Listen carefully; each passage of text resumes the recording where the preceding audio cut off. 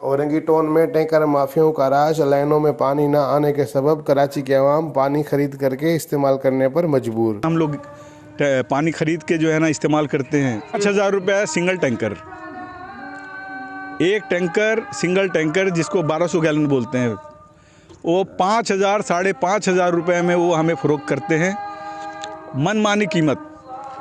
और देखें ना, किसी का जो है ना, किसी की छोटी फैमिली है, किसी की जो है ना बड़ी फैमिली है।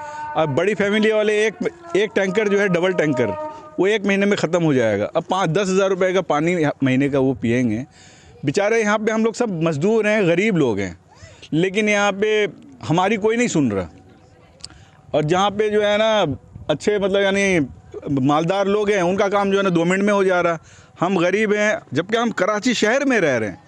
ये कराची शहर है और हम लोग गांव में रह रहे हैं, समझ लीजिए। पानी का टंकर डालते हैं भाई, पैसा देके।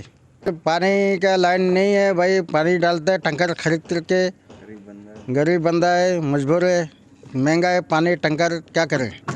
लाइन चालू, वो लोग बोलता है लाइन। तमाम तकरीबन जगहों पे जाके अपनी तरफ से फॉर्मेलिटी जो भी फॉर्म वगैरह भरवाए जाते हैं हम भरते हैं, लेकिन बस वो वहाँ तक ही होता है। उसके बाद यहाँ पे अमली तौर पे कुछ भी नहीं हो रहा।